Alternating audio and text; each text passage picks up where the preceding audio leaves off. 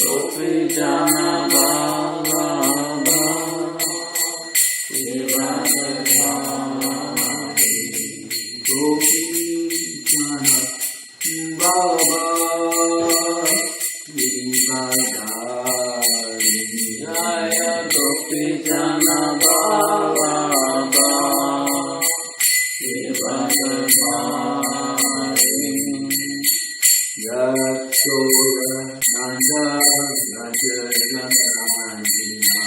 Yashoda Nandana Yashoda Nandana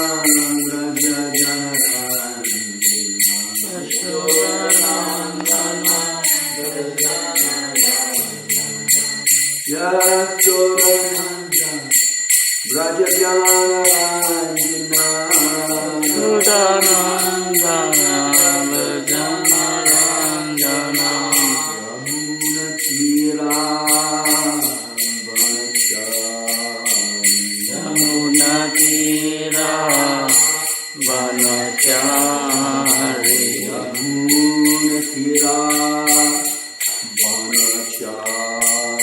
Yamuna Tira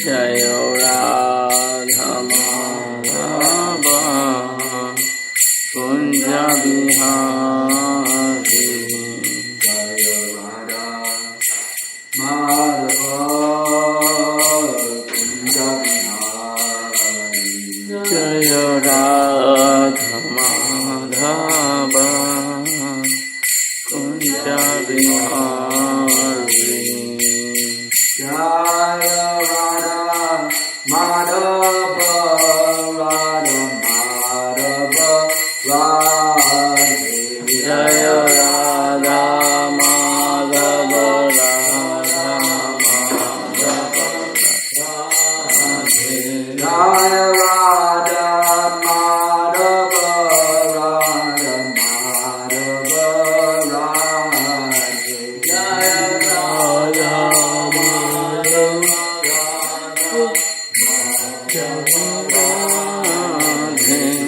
Jaya Radha Radha Kanta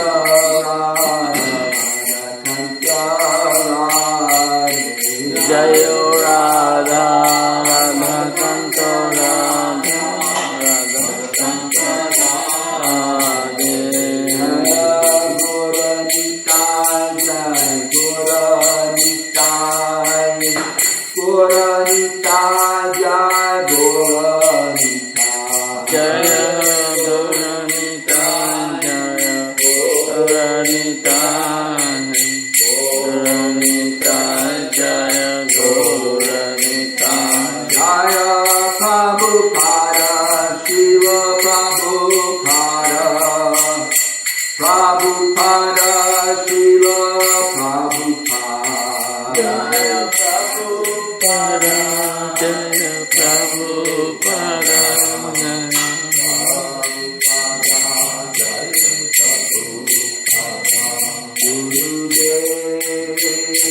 Gurudeva Gurudev Jaya Gurudev Jaya Gurudev Gurudev Gurudev Jaya Gurudev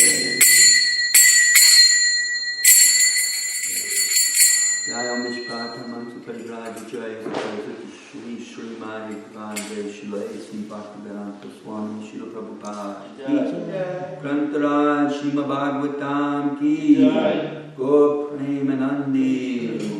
All glory to the assembled devotees. All glory to the assembled devotees. All glory to the assembled devotees. All glories to the lotus feet of Shri Shri Guru and Gauranga.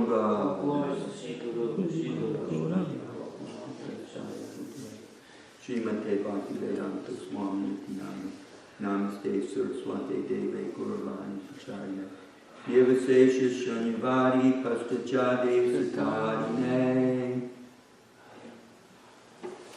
Srimad Bhagavatam, Canto 1, Chapter 17, Text number 25. Om Namo Bhagavate Vasudevaya. Om Namo Bhagavate Vasudevaya. Om Namo Bhagavate Vasudevaya. Om Namo Bhagavate Vasudevaya. Om Namo Bhagavate Vasudevaya. Om Namo Bhagavate Vasudevaya. Narayanam Namaskritya. Naranam Namaskritya. Naram Chaiva Narottama. Naram Chaiva Narottama.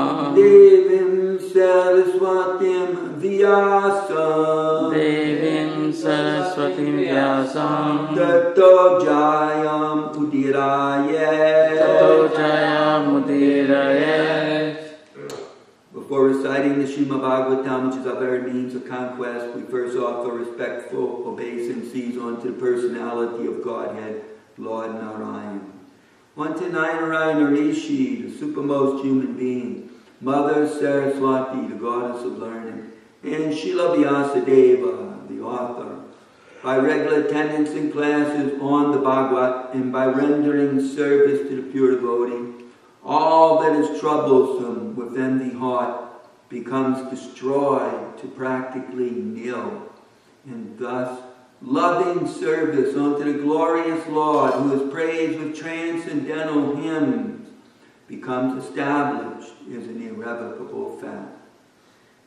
Srimad Bhagavatam, Canto 1, Chapter 17, Text 25. Please repeat. Idanim Dharma Padaste. Idanim Dharma Padaste. Idanim Dharma Padaste. Satyam Nirvartayet Yataha. Satyam Nirvartayet Yataha. Satyam Nirvartayet Yataha. Tam Jigrikshati Adharmo Yam Tam Jidrikshat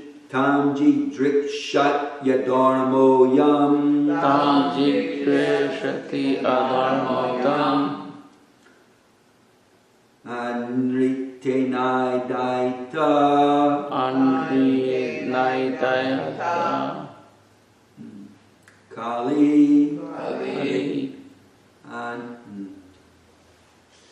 Anritenaitaita Kali Anritenaita Kali Idanim Dharmapadaste. Satyam Nirvartayet Yataha. Tam Jidrikshat Yadharmo Yam.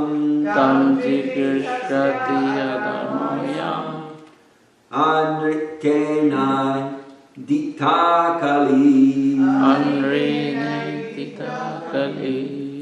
Idanim Dharmapadaste. Satyam Nirvartayet Yataha.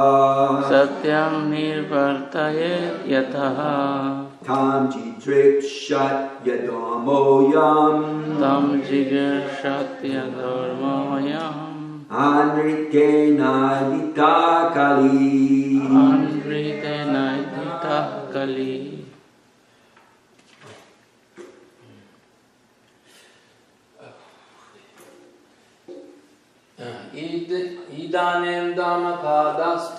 Idanim Dharmapadaste.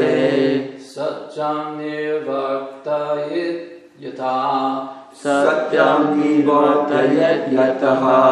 Tam Jigrikshati dharmoyam tam jigirshati dharmoyam antenai dita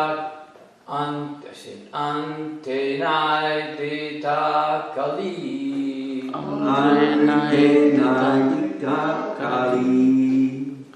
Idanim dharma padaste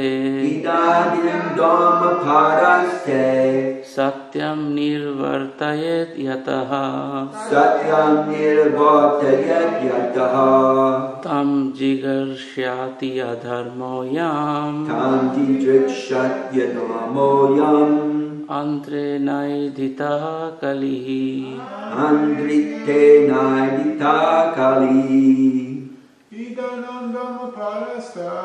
Idanim dhamma paraste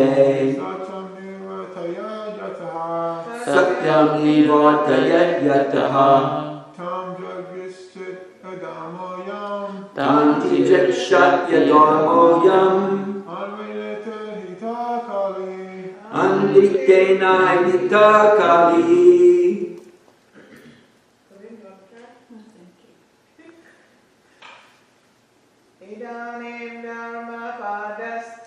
Idanim dhamma padaste satyam nivartayat yataha tam jigirshati dharmoyam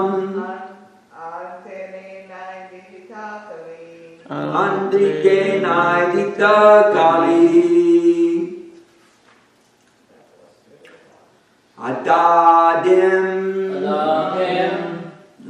Idadim, in the present moment, or at the present moment, Dhamma, O personality of religion, Pada, lay, Te, of you, Satyam, truthfulness, Nirvartayat, hobbling along somehow or other,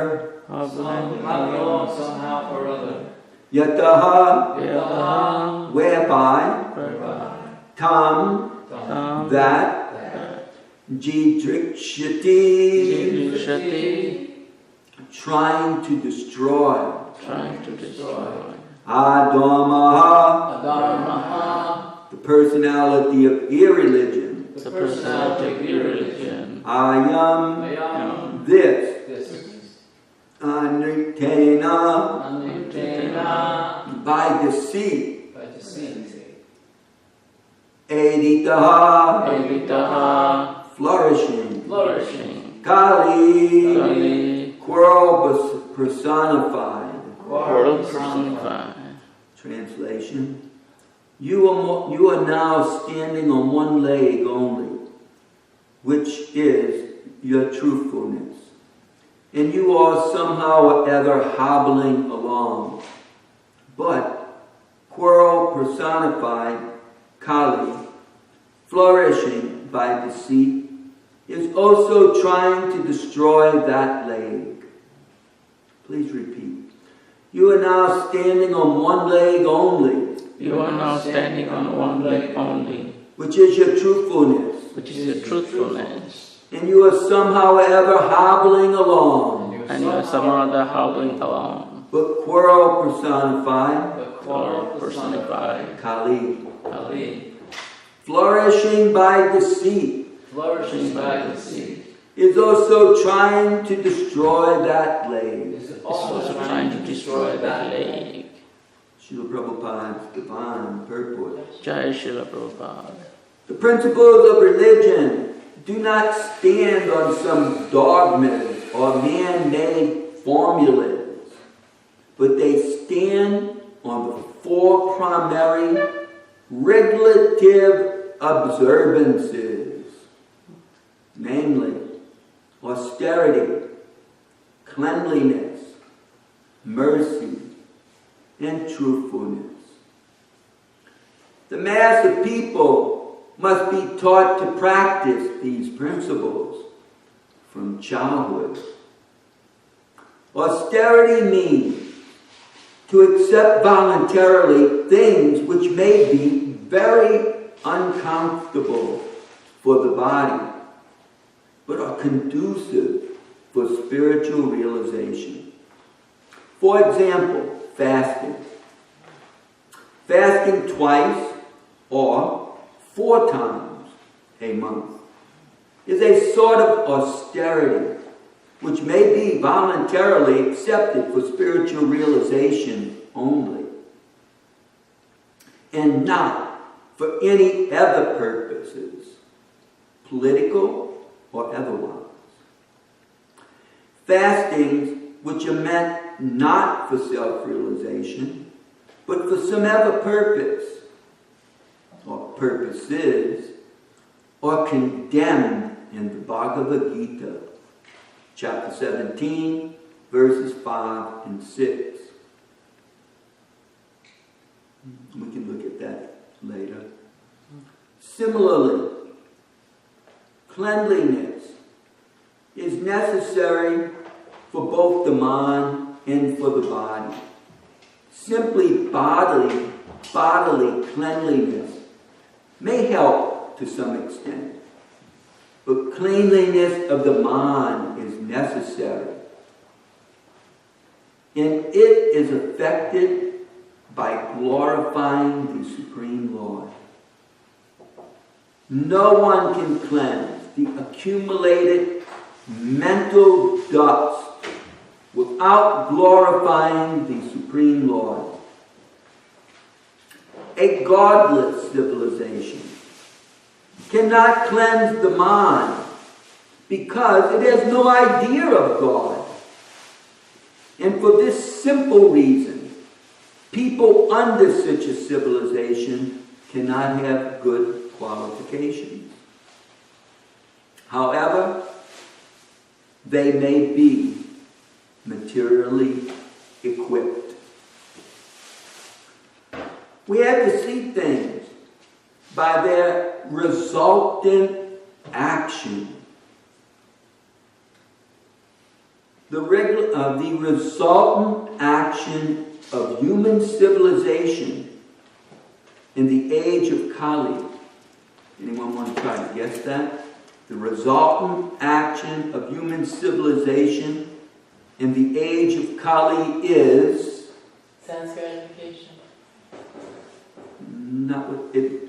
That's what leads to this, but that's what leads to this answer. So the answer is dissatisfaction. The resultant action of human civilization in the age of Kali is dissatisfaction. So everyone is anxious to get peace of mind. This peace of mind was complete in the Satya age because of the existence of the above-mentioned attributes of the human beings. Gradually, these attributes have diminished. In the Treta Yuga to 3/4, in the Dwapara Yuga to half, and this Kali Yuga to 1/4, which is also gradually diminishing on account of prevailing untruthfulness. By pride, either artificial or real, the resultant action of austerity is spoiled. I'll say that again. By pride, either artificial or real, the resultant action of austerity is spoiled. By too much affection for female association, cleanliness is spoiled. By too much addiction to intoxication, mercy is spoiled. And by too much lying propaganda, truthfulness is spoiled. The revival of Bhagavad Dharma can save human civilization from falling prey to the evils, can save human civilization from falling prey to evils of all the scriptures.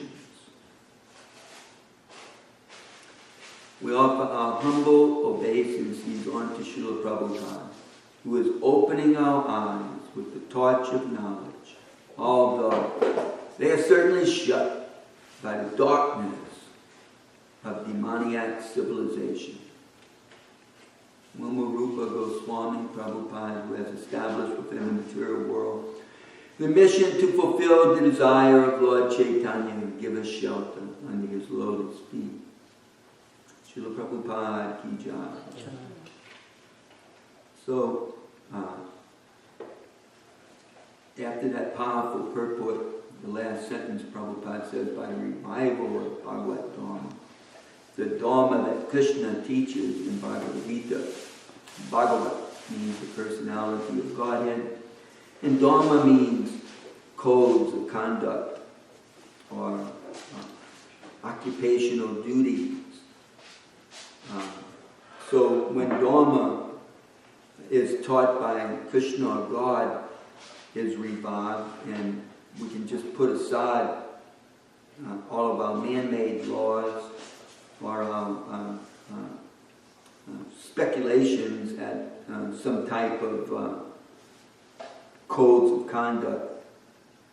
Just put them on the side and try to practice what Krishna teaches in the Bhagavad Gita.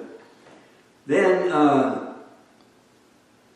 human civilization can be saved from falling prey to the evils, of all the scriptures. At least we can help ourselves individually. Human civilization, they'll hold on to all sorts of so-called educated, secular advice on behavioral conduct and laws of morality or beneficial laws for society.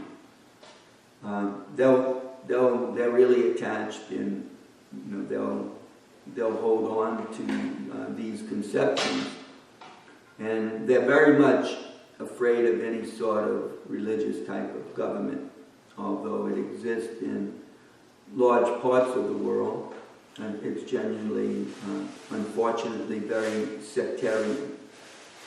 It's based on a certain scripture, and then very fundamental type of people consider other devotees of God that may follow some other type of bona fide scripture to even be evil because they don't follow their particular scripture. That is extremely sectarian and very unfortunate for the world when scripture can be used for a political purpose to maintain some sort of political dominance based on scripture. But that went on throughout the Kali Yuga to the extent that people have gotten rid of religious scriptures, simply thinking them more harm than good for this fact, for this reason. And so, therefore, they established, secular governments.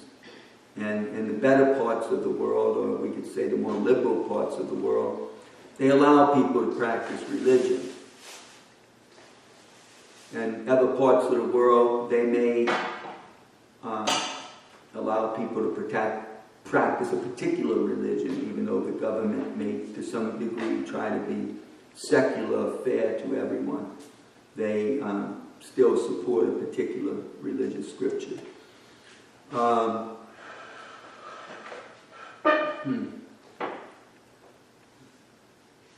So to change that, we have to at least change ourselves.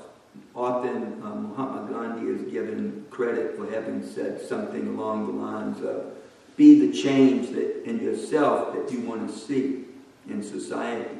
First, you become that change. If you want to see society cleaner, then you become clean.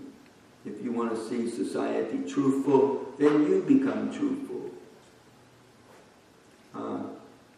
So at least we can, practice Bhagavad Dharma ourselves, especially in a country like America, which allows that freedom to practice different dharmas individually that people generally derive from some scripture or some philosophy.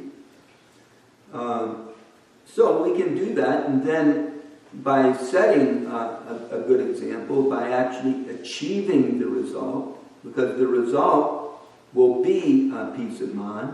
Prabhupada commented that people are becoming very dissatisfied in Kali Yuga, and they all want peace of mind. So if we can achieve that, if we achieve it, then there's the possibility of giving it to others.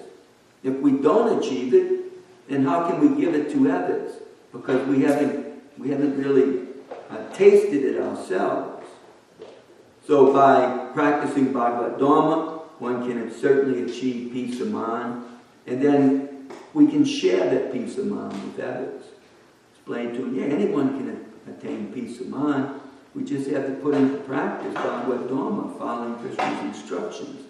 And even in the most difficult situation, one can remain undisturbed. I was listening to one French man, some journalist. He was describing how, and this has a lot to do with another point that Prabhupada was making in this purport.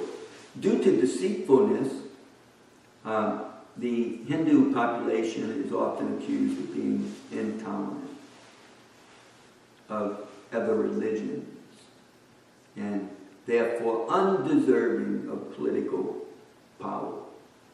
And of course this is being made by other politicians. And they're just speaking out against their enemy, because deceit is a big trick that is always used by politicians. They'll speak deceitfully about the other party, the other country, and they all do it, especially in this day and age. They're very deceitful. Deceit is very pervading throughout our civilization, throughout our world. People always use some trick to get what they want, rather than being truthful out of fear that the truth will keep them from getting what they want. They do that at the store. They do it everywhere.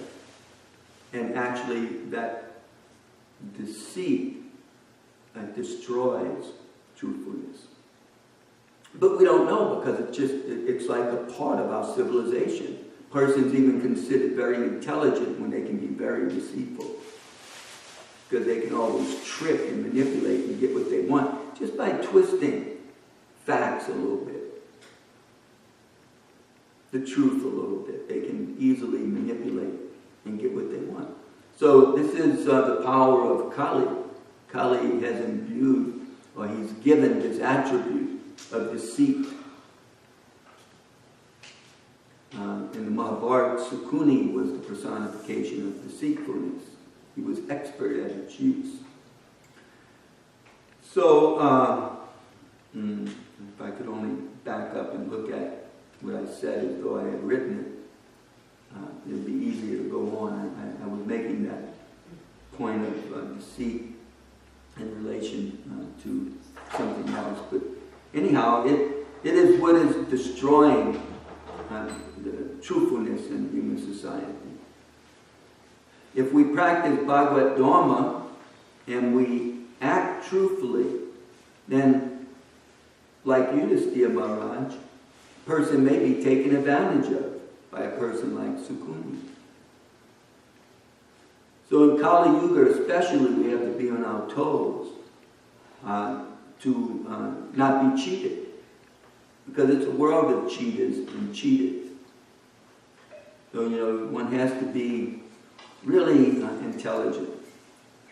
By practicing Bhagavad Dharma, a person doesn't become less intelligent, they become very intelligent, because they develop the qualities of Krishna.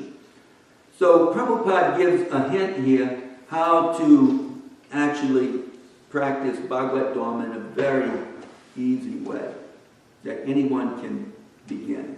But it requires some faith. And that way is to glorify Krishna.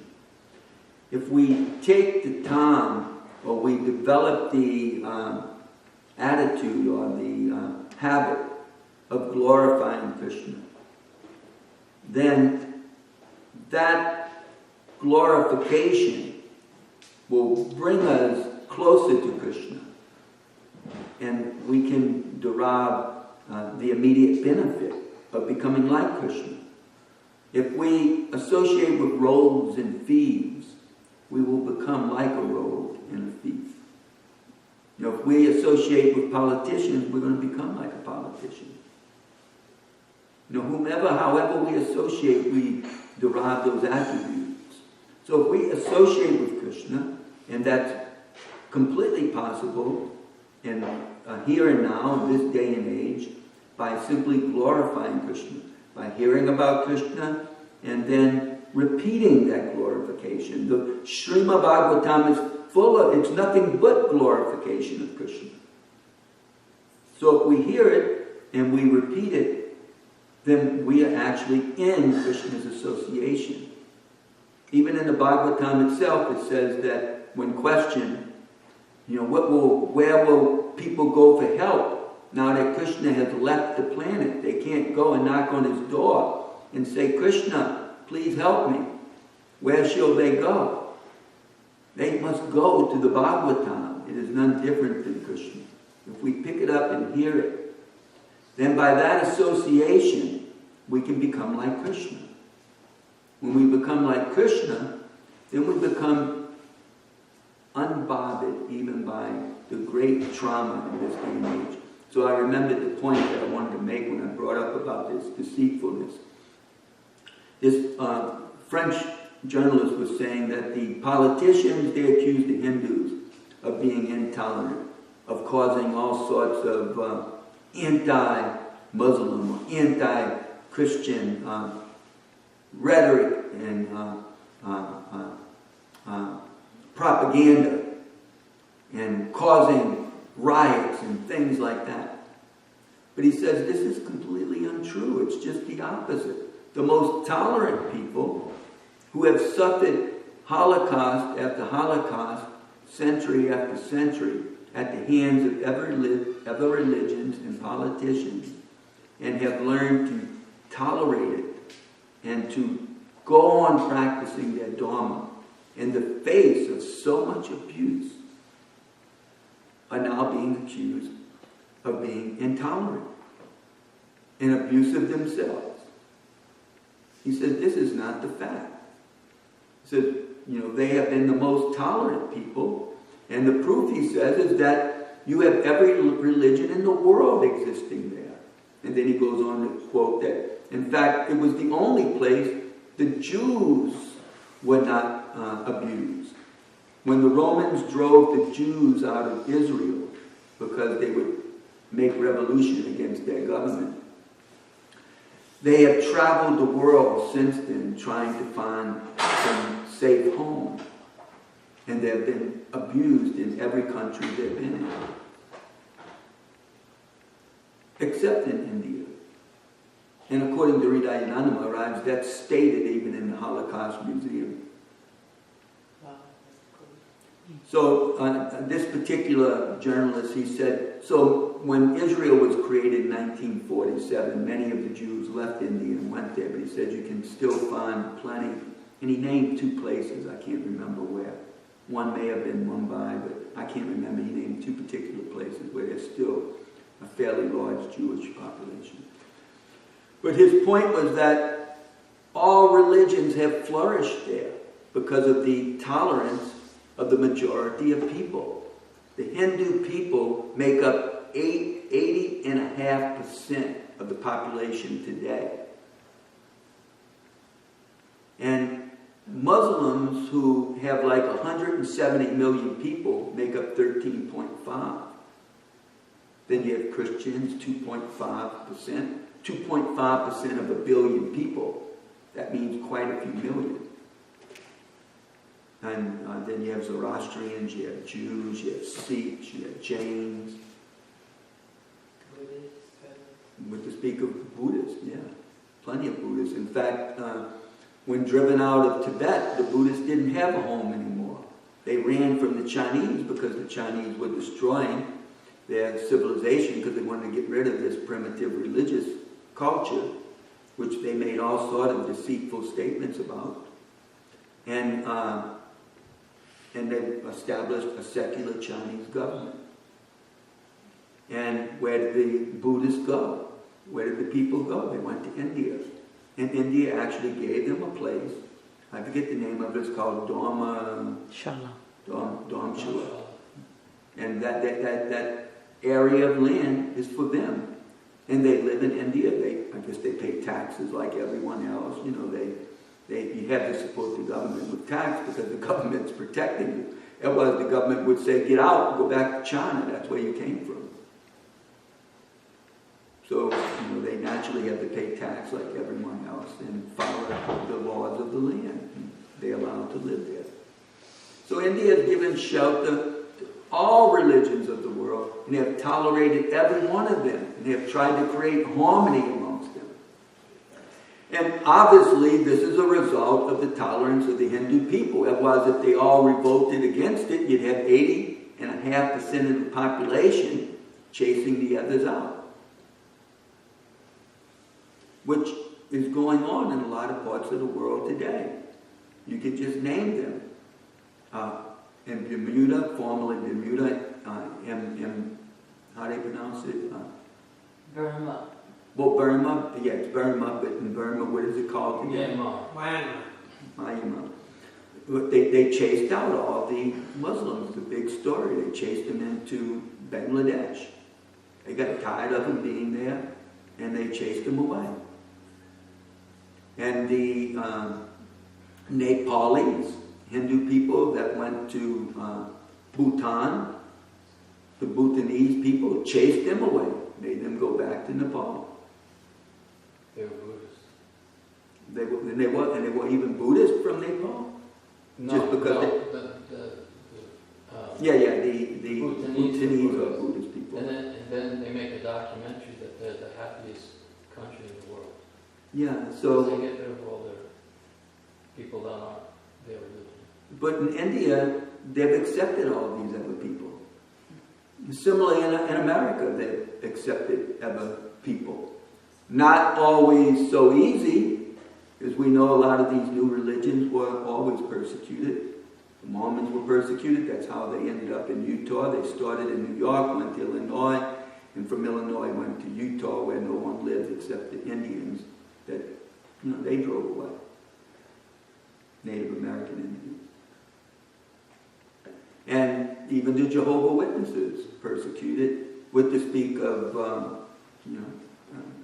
people nowadays.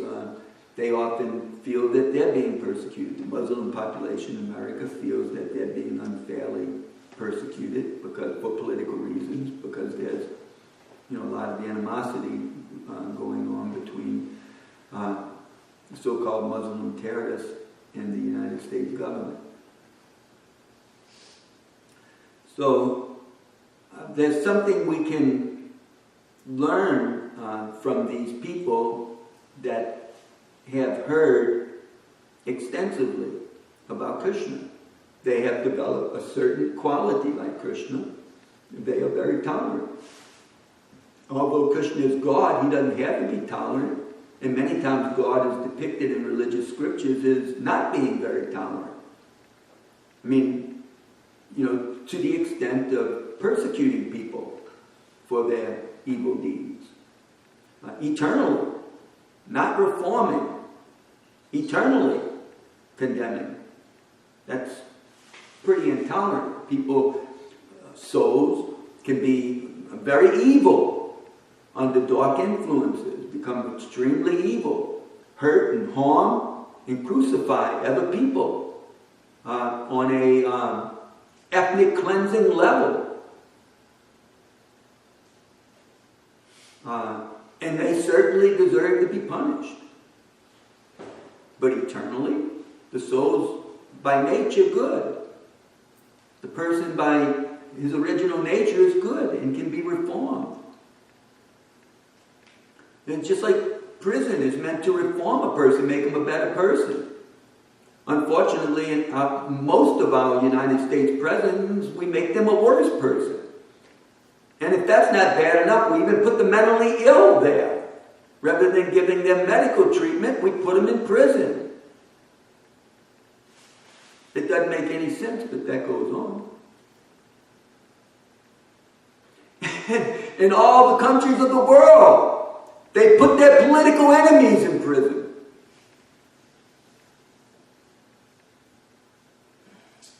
That goes on. So how in the world can we change this world for a better place? I mean, if people just practice Bhagavad Dharma, everyone could become peaceful and happy, satisfied. But no one's going to take that risk of just taking up some religious scripture because it says that. So how is it possible to change the world? We have to rely on Krishna. We have to be, if we take, as individuals, those of us who have some faith, take shelter of Krishna and perform his Dharma, especially the Dharma of this age, to chant Hare Krishna, especially publicly. If we do that and we distribute Srila Prabhupada's books, then gradually things will change. And we set some example in our own life and in our own communities. We set some example where people can see, well, maybe it's not so bad to live like this.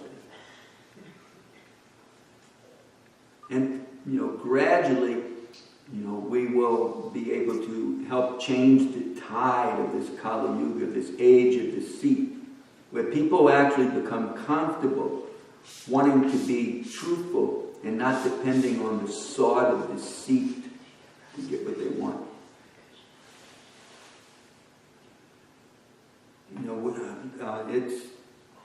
It's not only possible, it's happening. Maybe slowly, but it is happening. Devotees are struggling, just like when Prabhupada was here. Prabhupada is the one who imbued them with the urgency of doing this. It was Prabhupada's inspiration to go out and teach this message somehow or other, to challenge mundane scientists, to chant the holy names in the face of persecution, to distribute his books everywhere, despite the difficulties, even in communist China, at that time in communist Russia. And we have to admit there's some success. Most of our devotees that visit India nowadays are from the former communist Russia and the former, or the still communist China. So obviously, we've had some effect.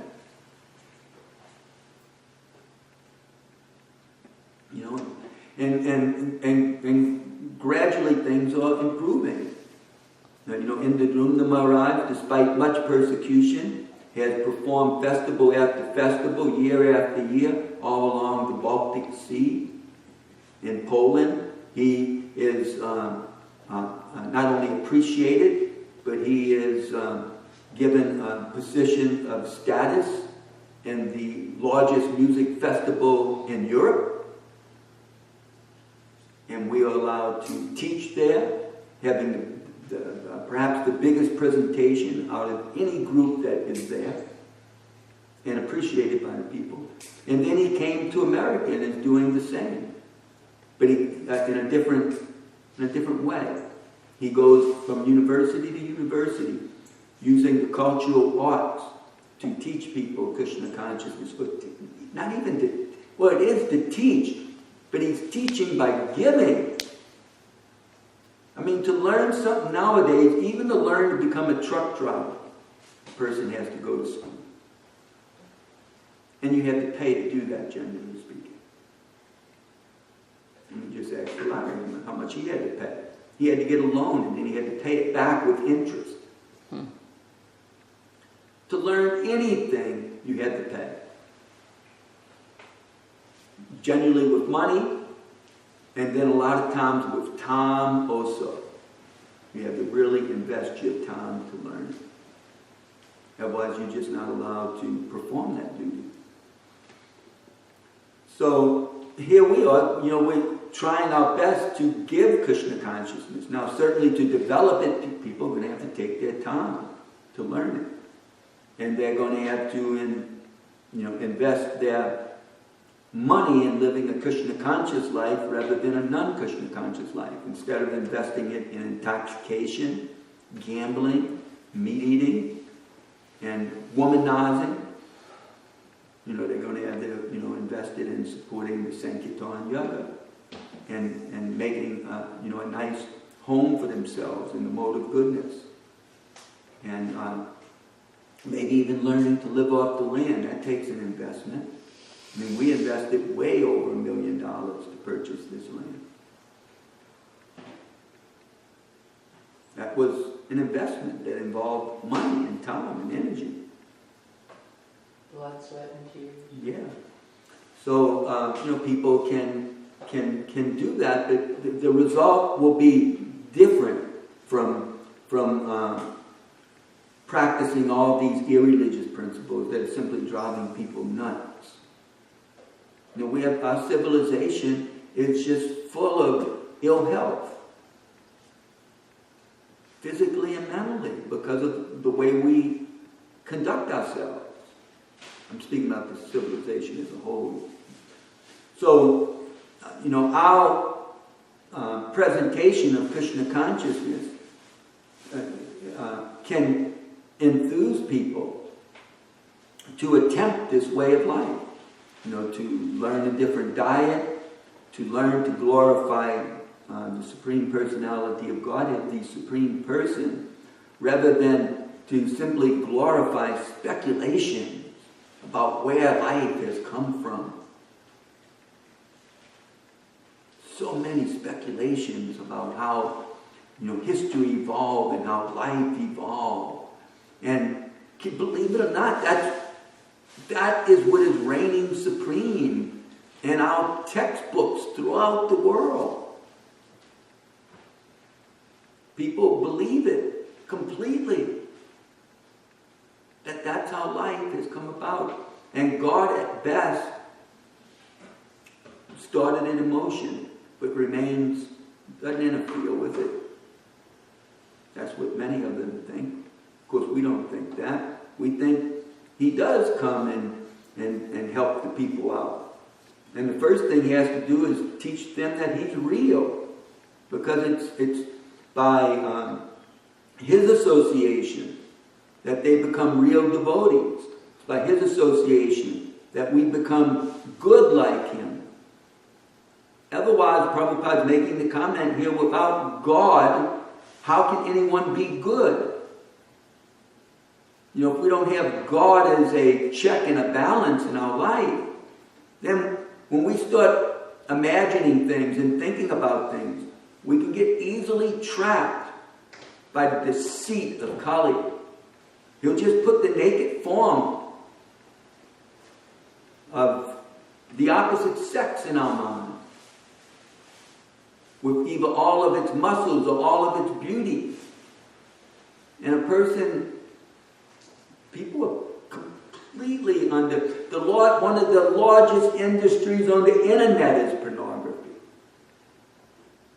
And people are completely enamored by it. At least with God, there's generally a check. God doesn't like this. He doesn't like you seeing your mother like that. God doesn't like you seeing your father as some sort of Hulk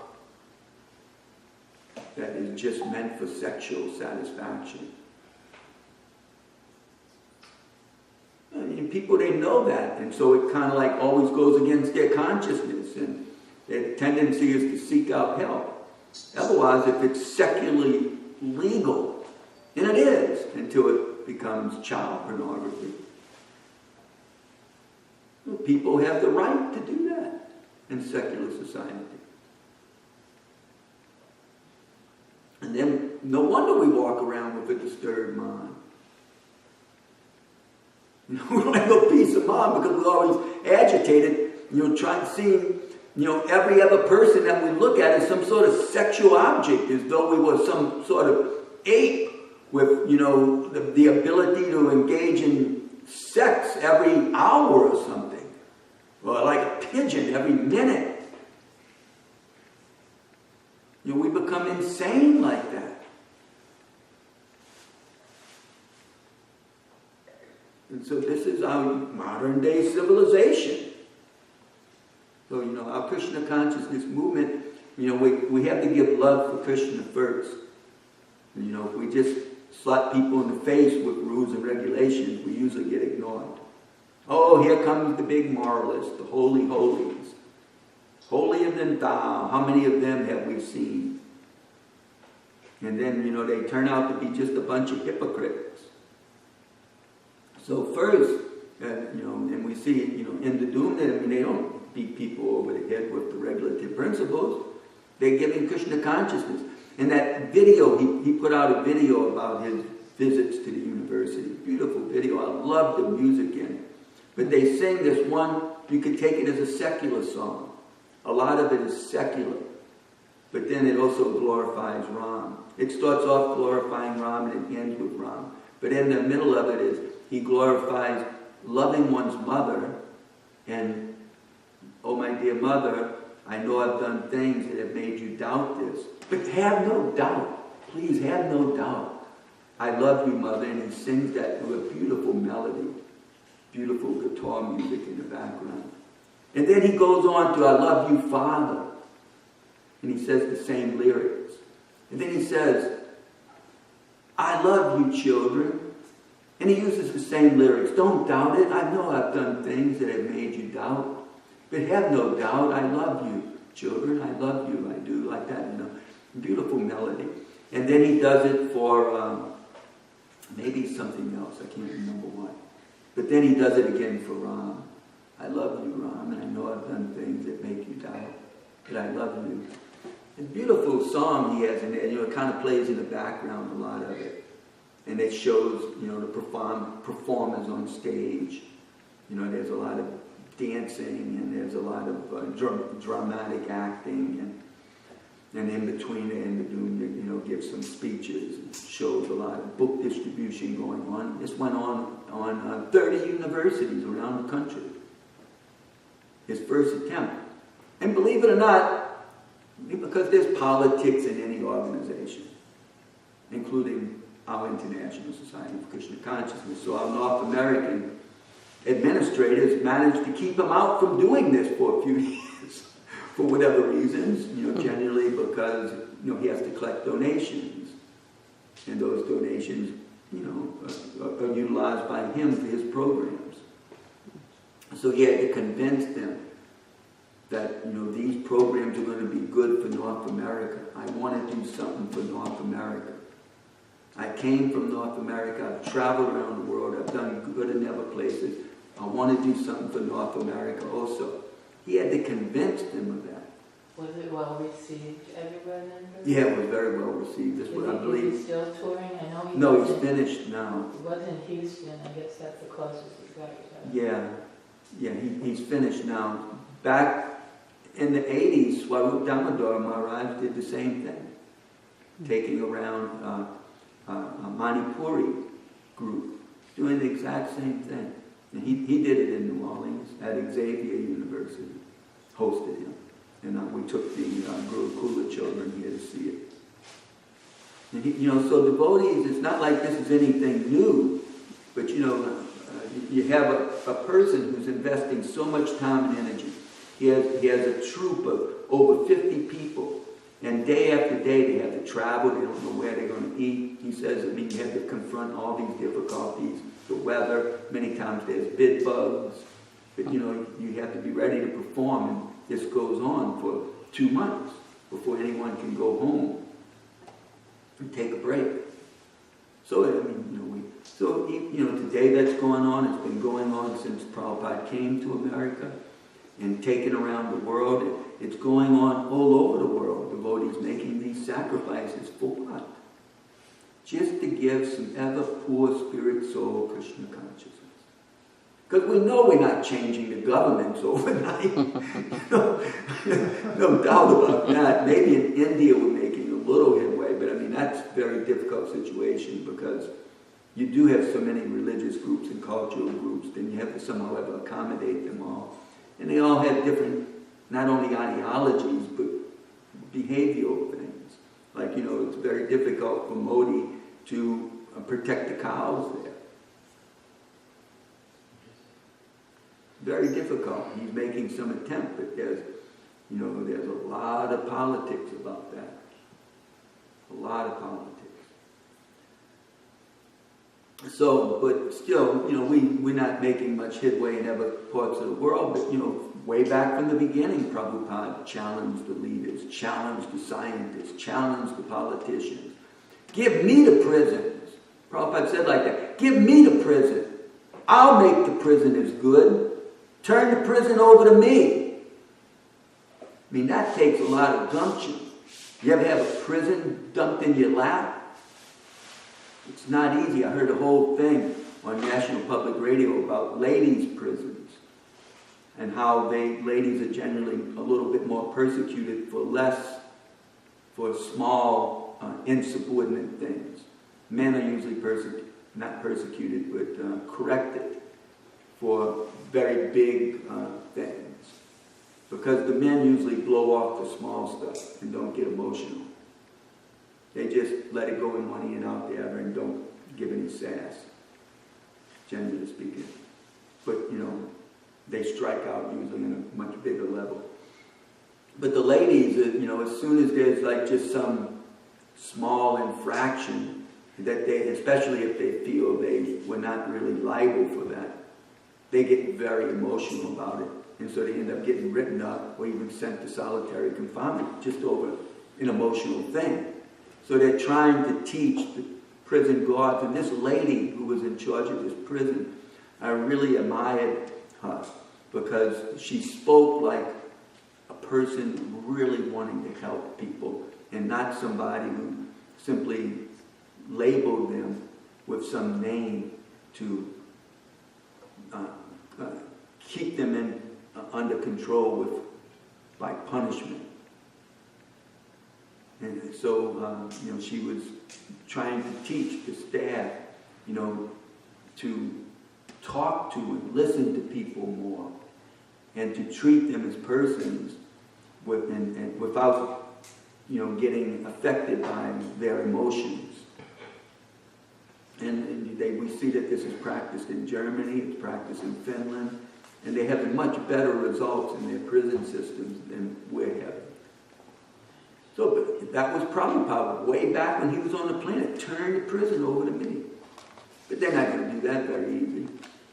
At least in India, Chandrasekhar, when he goes to prisons, they actually have a temple in prison.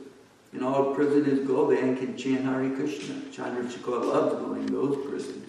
Here we can have a prison ministry, but just ask the speaker how hard it is to get in. They don't even bother to call you back a lot of times. Unless they got 30 or more Hindus that are, shaking on the bars of the cell saying, we demand some Hindu chaplain. They don't care. They got too many other things that are bothering them than to try to bring in somebody that maybe doesn't look like there's not enough people for them to even serve, So, I mean, it's nothing easy that goes on in our world today. I mean, everything is difficult. Everything, and including spreading Krishna consciousness. But if we make the sacrifice to spread Krishna consciousness, we get a certain result. If we make the sacrifice for politics, then we also get the result. If we've been good, we get a good result. And if we've been bad, we're going to get a bad result. Generally, people get mixed results because sometimes we're good and maybe we were a little bad at the time. But we get mixed results. But with Krishna consciousness, if we try, even though we may have blew it sometimes due to our past contamination or some other reason, Krishna will save us. He will, and he promises this in the Bhagavad Gita. He will make up for what we lack. And He will protect what we have.